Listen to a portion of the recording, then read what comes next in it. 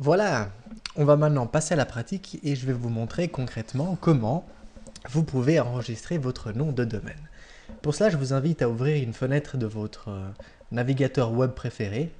Alors le navigateur web, c'est simplement le logiciel que vous utilisez pour surfer sur Internet. Alors si vous êtes sous Windows, c'est peut-être Internet Explorer ou peut-être Mozilla Firefox ou Chrome ou Opera. Si vous êtes sous Macintosh, sous Apple, c'est peut-être probablement c'est Safari. Voilà, peu importe le logiciel que vous utilisez d'habitude pour surfer sur le web. Et on va se rendre sur le site web d'un bureau d'enregistrement.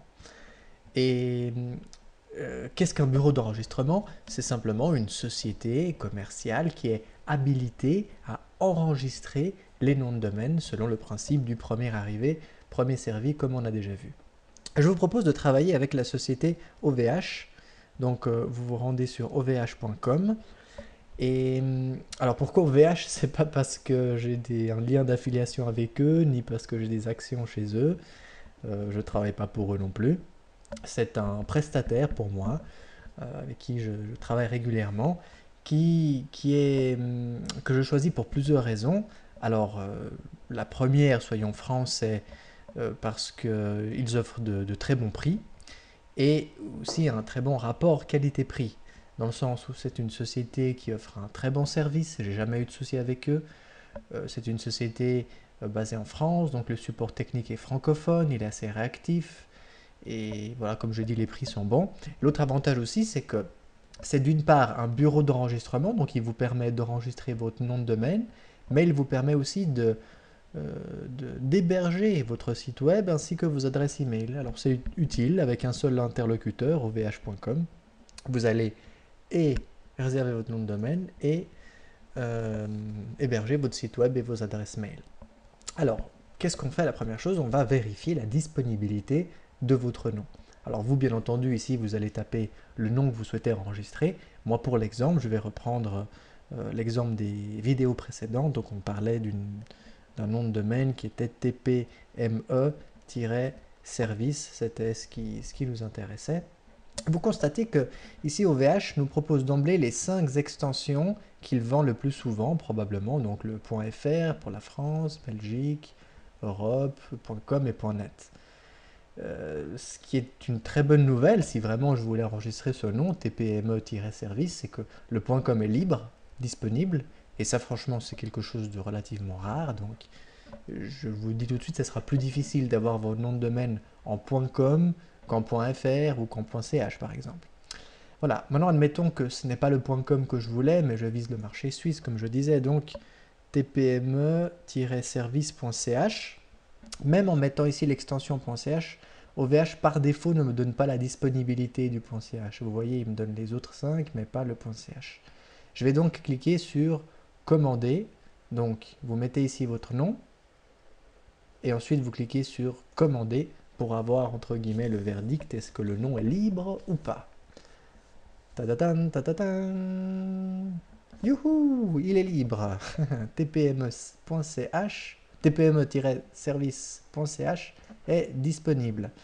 C'est donc une excellente nouvelle et donc je vais commencer la procédure d'enregistrement. Bien sûr, OVH veut vendre d'autres extensions. Ça peut être utile pour vous si vous voulez, voilà, vous avez une société, vous pensez, voilà, vous avez une société, vous réservez le nom en CH, puis vous pensez un jour vous étendre. Alors ça peut être utile aussi de réserver le .fr par exemple, le .com. Là, je vous le conseille dans tous les cas. S'il est libre, prenez-le. Voilà, vous pouvez mettre d'autres noms de domaine. Moi, pour l'instant, je réserve que mon nom tpmeservice.ch et donc je clique en bas sur continuer pour passer à l'étape suivante. Et voilà, ici OVH me propose plusieurs offres commerciales. Je vous le dis clairement, vous pouvez prendre l'offre Gold. Aucun besoin de prendre une des deux autres offres. Gold va très très bien pour vous. Vous cliquez sur choisir. Pour Gold bien sûr, hein. Alors on attend que ça charge, voilà. Maintenant OVH me propose soit de prendre un hébergement avec mon nom de domaine, soit de ne pas prendre d'hébergement. Alors, On répète le nom de domaine, c'est ça, en l'occurrence tpme-service.ch, pour vous ce sera autre chose, hein. Et l'hébergement, c'est le service qui va garantir la disponibilité de votre site web qui sera relié au nom de domaine. Donc c'est le fait que votre site soit accessible. Et c'est aussi le service qui va héberger vos adresses email. Alors, si à ce stade, vous voulez seulement enregistrer le nom, mais ça ne vous intéresse pas d'avoir de site web, ça ne vous intéresse pas d'avoir des adresses email à votre nom de domaine, alors vous pouvez choisir sur aucun hébergement. Mais probablement, si vous êtes là, c'est parce que vous voulez un site web à votre nom, vous voulez également des adresses email à votre nom, donc vous allez prendre un hébergement. De toute façon, financièrement, ça vaut la peine de prendre un hébergement par rapport au rapport qualité-prix, je vous explique ça après. Pour l'hébergement, si vous avez besoin uniquement d'une adresse email et pas de site web, vous pouvez prendre le plan Start 10M. Si par contre, vous voulez aussi un site web et plus d'une adresse email, alors vous allez prendre le paquet perso. Les autres paquets pro, business, vous n'en avez pas besoin pour le moment. De toute façon, si jamais un jour vous en aurez besoin, vous pourrez monter de niveau. Donc, 99% des cas, voilà, vous remarquez que je suis suisse, je dis 99, 99% des cas pour les Français, et enfin pour tout le monde, c'est bien le plan perso qui vous intéresse, qui est facturé 1,99 € par mois, hors taxe. Donc je choisis le plan perso et l'étape suivante va arriver. Là, vous laissez tel quel, donc il vous propose de vous vendre un serveur SQL privé. Vous dites non, hein, je ne veux pas de serveur, vous laissez sur non, comme c'est par défaut. Même chose pour SQL perso, vous dites je ne veux pas de base SQL perso, donc vous cliquez directement sur continuer. La prochaine étape, la voici, c'est un peu le récapitulatif de notre commande. Alors, si vous avez pris les mêmes options que je viens de prendre, vous avez vos 10 adresses email, c'est l'hébergement de la messagerie, l'hébergement du site web pour 12 mois, donc une année, du nom de domaine va coûter 23,88 € hors taxe, et constatez, si vous prenez ce service-là d'abonnement d'hébergement, OVH va vous offrir le nom de domaine, donc du coup il est gratuit. Alors que si vous avez pris seulement le nom de domaine, vous auriez payé 8,99 €. Donc là ça vaut vraiment la peine, si vous pensez que vous avez besoin d'un hébergement, de le prendre directement en même temps, parce qu'avec 23,88 €, vous aurez votre nom de domaine gratuit, offert la première année. Je fais une petite parenthèse pour vous qui êtes suisse, je crois qu'il y a de fortes chances que vous soyez suisse si vous suivez cette formation. Enfin, peut-être vous ne l'êtes pas, mais si vous l'êtes, cela vous concerne. Eh bien, enfin, c'est pas une question d'être suisse, c'est pas une question de nationalité, c'est une question de où vous habitez, c'est une question de facturation.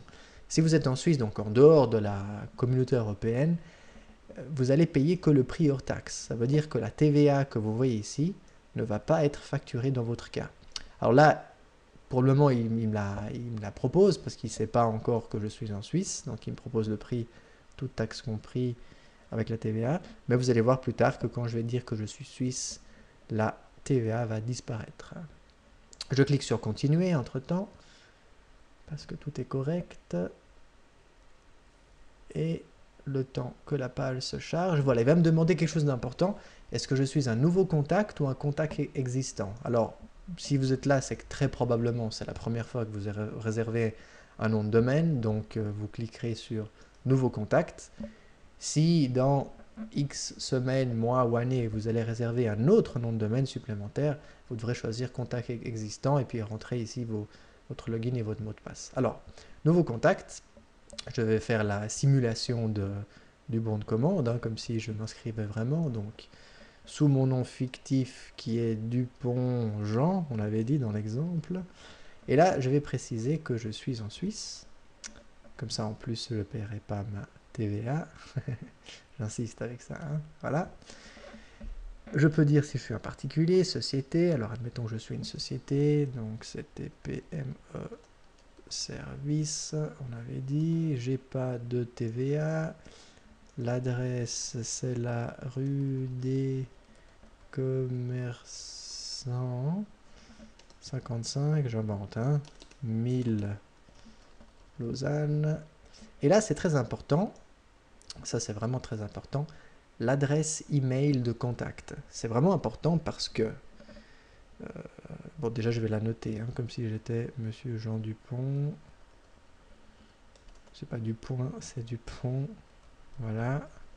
Alors c'est une adresse Gmail parce que bien entendu j'ai pas encore mon nom de domaine, mais je suis bien obligé de mettre une adresse email valide. Alors c'est vraiment important parce que c'est le moyen de communication principal entre moi et OVH. En réalité ça sera probablement le moyen unique de communication. Par ce moyen, OVH va m'envoyer mon mot de passe si je le perds, il va me rappeler les échéances, ça sera aussi une façon de, voilà, la façon principale de communiquer avec OVH, donc c'est vraiment important que ce soit une adresse email valide. D'ailleurs, si vous avez une deuxième adresse email, entrez-la ici, email de secours, comme il est dit là, utilisez sur demande pour remplacer votre email de contact principal. Par exemple, si votre adresse email principale ne fonctionne plus, il est vraiment bien, vous avez une deuxième adresse email, alors ça peut être la vôtre, celle d'un ami de confiance, bon, attention, pas n'importe qui, mais voilà. Donc si vous avez deux adresses email, mettez-la, celle de secours. Le numéro de téléphone, il me le demande, donc je vais mettre un numéro bidon, voilà. Ensuite, bon, vous mettez votre vrai numéro, hein. La langue d'échange de français, ça va bien, sinon il y a d'autres langues pour les échanges commerciaux, si vous maîtrisez mieux une de ces langues-là, moi je vais garder français. Et puis, il vous invite à valider que vous avez bien vérifié les informations, c'est important parce que, voilà, donc c'est important parce que vous allez être dans une relation commerciale avec OVH. Entre-temps, je clique sur continuer, j'ai tout vérifié. C'est important parce que, voilà, vous allez être le propriétaire officiel du nom et donc il faut que vos coordonnées soient à jour, c'est une obligation légale pour OVH, vu que c'est un bureau d'enregistrement et doit soigner tout ça. On me demande ici de choisir un mot de passe, donc vous choisissez-le attentivement, ne mettez pas n'importe quoi. Moi je mets un mot de passe, voilà. Ce mot de passe est très important parce que la personne qui aura votre login et votre mot de passe, donc vous, idéalement, et personne d'autre, bah, sera en mesure de faire beaucoup de choses, de changer des choses dans votre compte, donc voilà, c'est important. Ici, les contacts. Peut-être une petite explication. Le contact le plus important, c'est le propriétaire. Là, c'est une question juridique qui est l'éditeur, le propriétaire légal du, pas du site web, mais du nom de domaine qui sera derrière ou en amont de votre site web. Donc, c'est vraiment important de ne pas vous tromper parce que c'est toujours un peu compliqué de faire des transferts de propriété. L'administrateur, c'est la personne qui sera capable de gérer le nom de domaine. Il y a le contact technique, le contact de facturation. Dans 99% des cas, encore une fois, ça sera toujours la même personne. Voilà, donc ça sera vous, hein, voilà. Je clique sur continuer pour passer à l'étape suivante qui est probablement... Ah voilà, bah, c'est une étape juridique, donc vous devez lire théoriquement toutes ces conditions générales pour l'hébergement, pour le nom de domaine et pour les conditions générales en général. Puis vous devez dire que vous avez pris connaissance, vous acceptez les conditions et vous cliquez sur continuer. Bon, c'est du standard. Et nous arrivons probablement, voilà, sur le récapitulatif de la commande, le bon de commande en fait. Donc vous retrouvez vos 10 adresses email, votre hébergement à 12 mois, et puis le nom de domaine qui est offert. Pourquoi? Parce que j'ai payé l'hébergement, enfin je vais payer l'hébergement. Puis comme je vous disais, puisque j'ai mis une adresse en Suisse, alors faites-le si vous êtes vraiment en Suisse, hein, c'est pas une incitation à... Voilà. Si vous êtes vraiment en Suisse, faites-le. Comme ça, vous n'allez pas payer de TVA, ce qui fait que votre nom de domaine et l'hébergement d'une année ne vous coûtent que 23,88 €, donc c'est même pas 2 € par mois, c'est vraiment, vraiment bon marché. J'ouvrirai peut-être une parenthèse plus tard pour ça. Ensuite, il faut payer naturellement, sinon ça ne fonctionne pas. Vous pouvez choisir le mode de paiement par carte bancaire, c'est vraiment le plus rapide et le plus simple. PayPal aussi, hein, c'est rapide et simple. En fait, si vous passez par ce paiement-là ou ce paiement-là, dès réception du paiement, c'est-à-dire dans les 2-3 minutes maximum, OVH va immédiatement vous attribuer le nom et puis c'est bon, il est à vous pour une année. Autrement, si vous avez le temps ou si vous préférez, vous pouvez envoyer un chèque. Alors ça, c'est typiquement si vous êtes en France, hein, ou bien un virement bancaire ou un mandat international. Donc choisissez votre mode de paiement. Vous cliquez, je vais faire semblant que je paye par carte de crédit, Visa. Je clique ici, j'arrive sur une page vraiment horrible. Je ne comprends pas que en 2013 encore on fasse des pages comme ça. En plus c'est des banques, voilà, bon c'est vraiment moche, anti-ergonomique, mais voilà. Soyez en tout cas certain que le paiement par carte de crédit est sécurisé. Je paye des centaines d'euros par année à OVH par ce moyen-là, je crois même plus qu'un millier d'euros par année pour divers contrats, donc aucun problème avec ça. En général, vous le savez certainement, lorsque vous avez ce symbole-là, donc le symbole du cadenas, ça vous garantit que vous êtes dans une page cryptée, et aussi le fait que vous avez un S ici, HTTPS, fait que vous êtes en sécurité. Toutes les transactions entre vous et le serveur de la banque sont sécurisées, donc vous pouvez mettre ici votre numéro de carte de crédit, l'expiration, vous connaissez, hein, le code qui se trouve derrière votre carte, et puis vous cliquez sur valider. Maintenant, je vous laisse faire ça, et on se retrouve juste après le paiement.